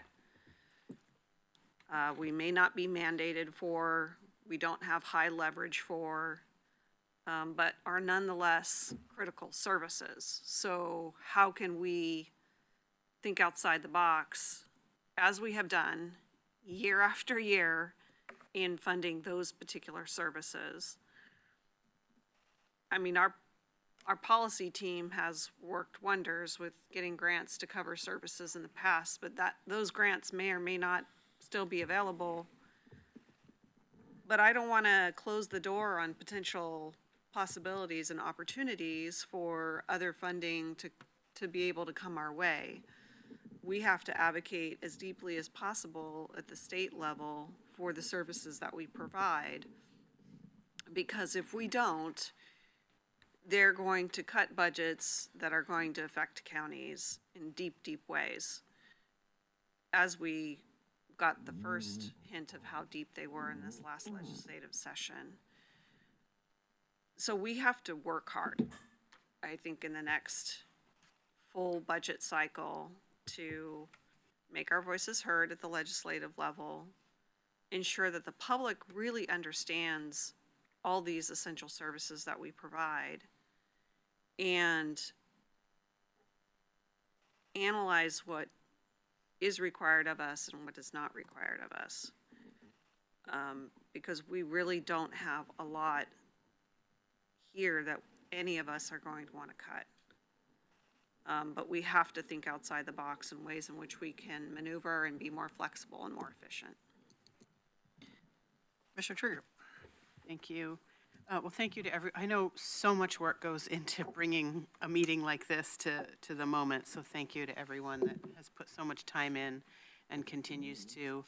I want to start by also saying what I'm not supportive of, which is I'm not supportive of trying to figure out what services we can make the case the state has so significantly underfunded us such that we want to remand them back to the state, because we are in a uniquely difficult moment in time, but we will not always be here. So we have an obligation. We just dug in at a sort of on the ground level, but as a board, staff will stay on the ground, but the board needs to pull up to that 10,000 foot level and make sure we're not making decisions that will undercut a system for the long term. Because as we've talked about, like with the CFAA grants, if those services were to go back to the state, if we figure out, or the state figures out a way to fund the counties adequately, you can't just turn it back on. It's not a faucet.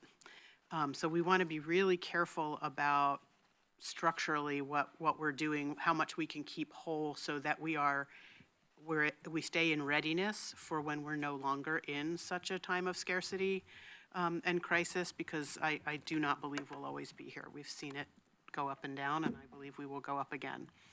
So that's the first thing I would say. The other, I think, in all of what I'm hearing is just, it's our job to keep telling our story, right? To tell it to the community, to highlight the successes, because we've demonstrated that when we have resources, I hesitate to even use the word adequate, but close to adequate, we really deliver. We can talk about the things that we were able to do when the all-in funds came to us, when the initial deflection grant came to us with the ARPA funding, that what Lane County does with resources when we have them is support the community and make life better for people. We improve lives. That's what we do. So we have to keep telling that story, because I do worry that when our story to the community is all about how hard it is, it doesn't inspire people to want to be part of doing a little more to lift up already good work. That's part of the tax fatigue problem, right? People think they're already not getting enough service, so why would they give us more? Well, if you give us more, we give good service. We have to be able to tell the story of how we've done that. And I think our parks levy is actually a great example of that too. And we have to keep telling our story at the state, because I will always want us to do everything we can, I think it will come as no surprise, to fund those more upstream and root cause initiatives and programs and systems. The state agencies and folks that we talk to and legislators to a certain extent really, they're not just sending money to counties or creating formulas that send money, but they're setting cultural expectations, and they have a real luxury of administrative remove from the impacts of inadequate funding. So we have to keep telling the story of what it looks and feels like, the unreasonable workload and demands on our staff to keep serving the community with fewer and fewer people, the frankly just increased suffering that people are experiencing who access the services, and the community frustration overall. It's that vicious cycle. The community's frustrated, so they don't want to, they're not disinclined to support us as needed for the community's good. So I think we have to keep telling that story with legislators. Lane County, yes, the permanent tax rate, maybe that's a problem for us to fix, but these formula fundings, like the CJRS funding, it's not the same here in Lane County. We have a higher number of higher acuity folks under supervision. It's not an apples to apples comparison county to county. So we have to keep pushing back and telling that story, I think, with both the agencies and with the legislators, the state agencies and the legislators. And so I think that is really incumbent on us as a board when we're talking with the community about this, to tell that story too, and to not pitch it as, would you rather fund X over Y? Because as we've just talked about, they're all different buckets of money. It doesn't necessarily work that way anyway. So the community needs and deserves all the services that we provide. And so however we can keep telling the story of the successes that we're able to deliver when we have the resources, and how the programs that we are currently delivering that are impacting further upstream and addressing folks' needs earlier on is part of what's actually kept it from being even worse than it is on the ground, right? That's the problem with the priority funding for the CFAA grant, with the CJRS funds, saying don't do case management, behavioral health, don't provide housing, just make sure people keep their parole appointments, doesn't actually improve lives.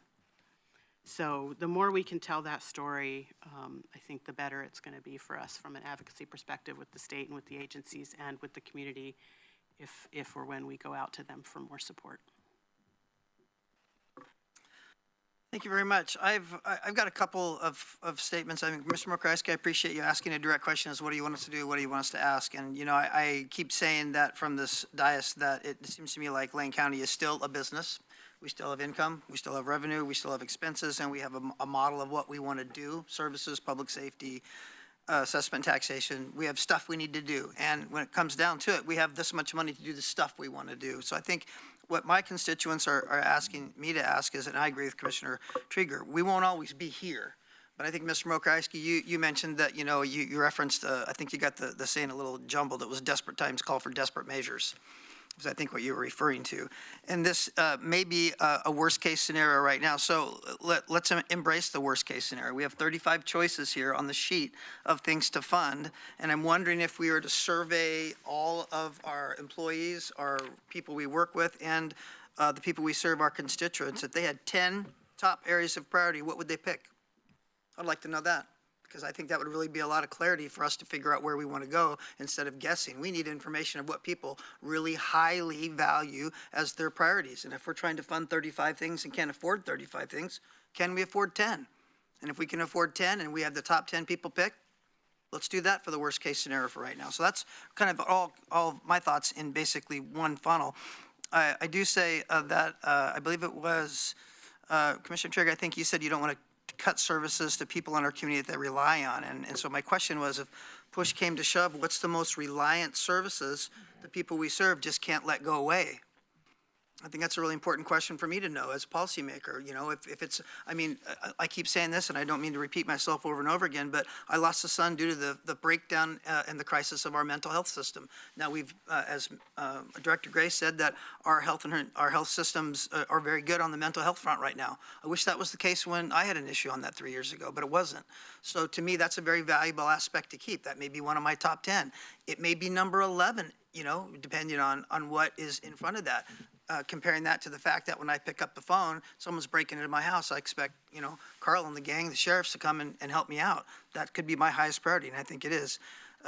Also, we said that we exist to provide services on the state's behalf, but we also provide services people demand, and I'm wondering where there's the space to simply just say no. State says we're going to do this, like in the example of what Mary, our tax assessor, said about House Bill 3940, adding 6,000 to 7,000 hours of work with no funding or resources. What if we just said no, can't do it? Then what would that be? What would that be put us at? At some point, that puts us at a decision to figure out what the highest priority is and do the highest priority things. That's really where I'm circling all of my comments about. And then the last thing I want to look at, and I know this is hope. And, you know, in the Navy, they told me hope was gluing wings on worms. So this is the hope. As we're looking at our timber production executive orders, and I believe the increases in board feet, also the investments that Sierra Pacific is making and the like, I do believe that we're going to see more timber production dollars coming our way. Now, when is that going to happen? I mean, everything's a guess right here at this table. But for me, speaking for the constituents, is the constituents' worst case scenario saying, yeah, okay, county, you're going to take another bite out of my taxes. I'm going to have to pay you more, but, comma, if there's an opportunity for us to make revenue or come back from this worst case scenario, does this continuation of taking taxation out of my pocket continue in perpetuity? Or is there an end to some of that for a certain season of time if we're getting timber revenue? That's the hope I see. Because at some point we're going to have to not promise maybe to the constituents, but we're going to have to say, look, this is what we're doing right now for the worst case, and there's hope for the future that this won't have to continue. Now, that doesn't, I can hear in my mind someone saying, well, we need a permanent solution to all these problems. I don't embrace that entirely. We need a solution today for today's problems, to plan for tomorrow's problems, but we may have to also pivot in what we think tomorrow's solutions are that we think today, if that makes sense. Because tomorrow's solutions may not match what we're thinking about today. We may have to do something different. So I think that flexibility with government and flexibility of how we can pivot in the future is paramount as well. But I'm supportive of funding what we can and what the constituents tell us is their highest priority. I'm not okay with putting aside veteran services and mental health services, but we can only do what we can do, and we have to be realistic about that. And sometimes that realistic perspective is a hard one. So that's what I'd like to know. Anyone else? I don't throw you under the bus, Sheriff, but you've been awful quiet this last 2 hours. Wait for Dan to talk. Okay.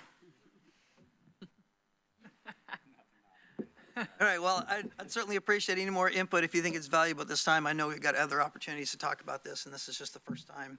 I appreciate everyone's input and the input of my colleagues. And I would really hope that this input and this struggle could be more clearly communicated with our community, because I think that's the key here. We can't make decisions in a vacuum because we'll be criticized for doing the same old thing over and over again, taking tax dollars out of people's pockets. And people need to be part of this process. And in order to do that, they need to feel part of the pain we're feeling, because all of us are going to have that pain coming out of our paychecks. I mean, we're all going to be paying more taxes or payroll taxes or whatever. We're all going to have to contribute to the pain. It's called skin in the game. And I just want to know what the tolerance to what kind of skin everybody wants to put in this game.